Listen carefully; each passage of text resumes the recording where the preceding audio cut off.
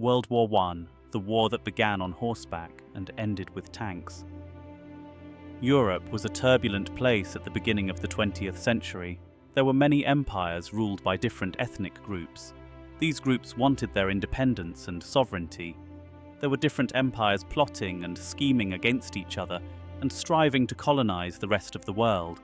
There were also new players on the map, eager to compete and secure their place as new major powers. There was also a complex and frustrating web of alliances that had formed over the years between all these countries that no one could understand even today. So, in short, Europe was like an oiled haystack, waiting for a spark to burst into flame. That spark came. In the year 914 AD, the heir to the throne of an empire called Austria, the seat of which was a man called Archduke Franz Ferdinand, was visiting a city to the south of their country called Sarajevo, the capital of Bosnia. Today, in those days, security protocols were not as tight as they are now, so the man and his wife took an open car to attend a public celebration and a military parade. This visit angered a group of Serbs and Bosnians because they believed that Brazil belonged to a Slavic people. By the way, the Slavs are the people who live in these areas. They believed that Bosnia should be ruled by its own Slavic people, not by a foreign leader from Austria and the Magyars. Therefore, these Serbs plotted to assassinate the Austrian Archduke to send a message to the government: "We don't want you anymore." A strange series of events, some of which were a bit funny. Frankly, this group of young men somehow succeeded in the Archduke and his wife. From this incident, a series of crazy events began that turned the world upside down.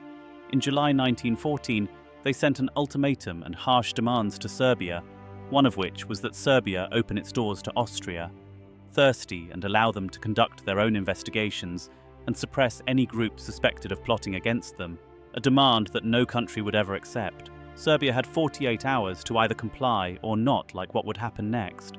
Naturally, Serbia refused, so Austria-Hungary declared war on Serbia to teach them a lesson. After that, other countries began to intervene. Russia loved Serbia. They had strong geopolitical, religious, and ethnic ties. They were all Slavs, so Russia said that it would not let its little cousin fight a war alone and would defend them.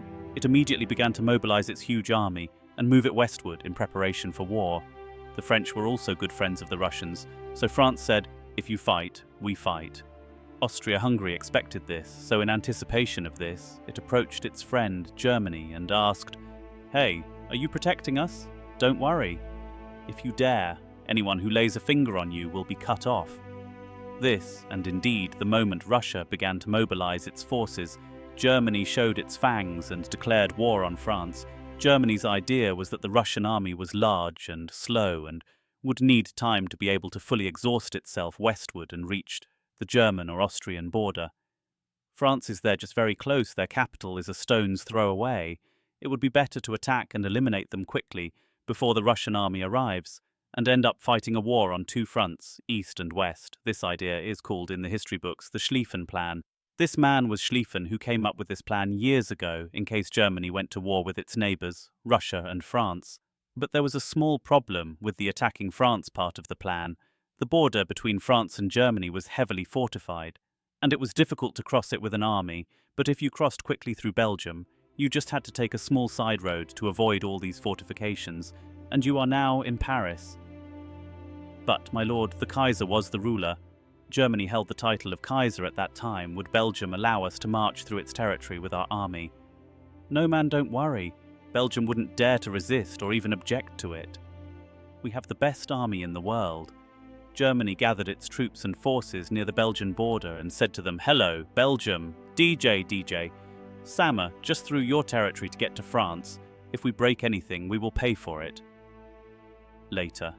Well, to their surprise, Jika replied, saying, "No, you can't walk with your army through our territory freely, even if you are just passing through," and so the Belgians began to resist the Germans fiercely. The Germans entered Belgium, but what they didn't take into account was that the Belgians would put up fierce resistance, so they couldn't move as fast as they had hoped.